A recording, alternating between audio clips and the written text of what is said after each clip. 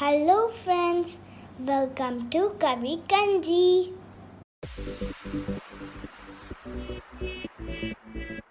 இன்னைக்கு நம்ம டேஸ்ட்டில் ரொம்பவே டிஃப்ரெண்ட்டான அதே சமயத்தில் ரொம்ப குவிக்காக செய்யக்கூடிய ஒரு பூரி ரெசிபி தான் பார்க்க போகிறோம். ஆலு பூரி. நீங்களும் இந்த ரெசிபி ட்ரை பண்ணி பார்த்துட்டு எப்படி இருந்துச்சுன்னு கமெண்ட் பாக்ஸில் சொல்லுங்கள்.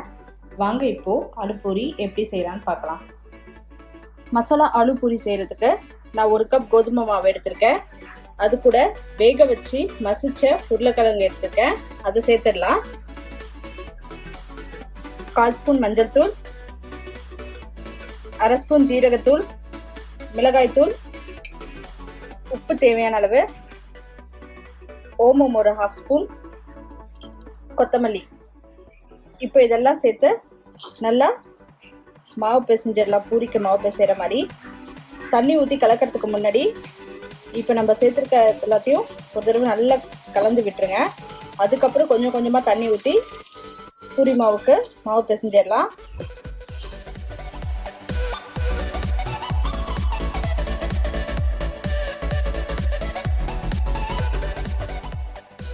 இப்போ நல்லா எல்லாம் கலந்து விட்டாச்சு. 2 ஸ்பூன் அளவுக்கு ரவை சேர்த்துக்கலாம்.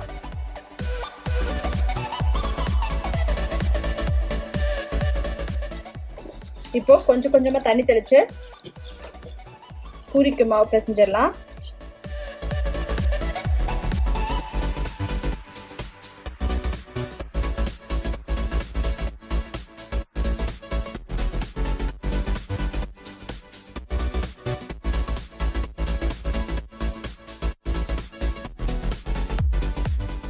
இப்போ பூரிக்கு மாவு பிசைஞ்சாச்சு.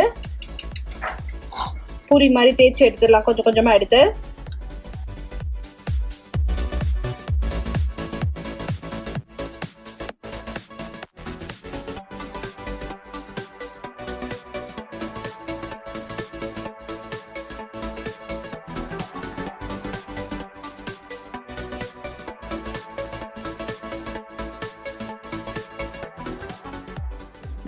இப்போ நம்ம தேய்ச்சி வச்ச பூரியை டீப் ஃப்ரை பண்ணி எடுத்துடலாம்.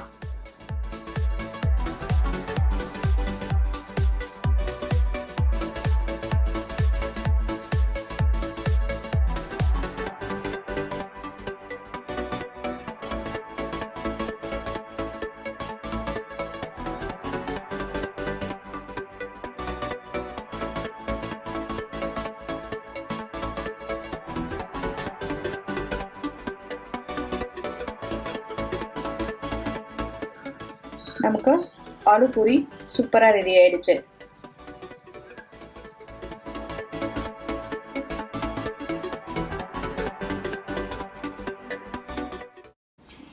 Thanks for watching this video. உங்களுக்கு இந்த வீடியோ பிடிச்சிருந்துச்சுன்னா லைக் பண்ணுங்க, ஷேர் பண்ணுங்க, கமெண்ட் பண்ணுங்க. மறக்காம எங்க சேனலை சப்ஸ்கிரைப் பண்ணுங்க. பக்கத்துல இருக்கிற பெல் ஐகானையும் பிரஸ் பண்ணுங்க.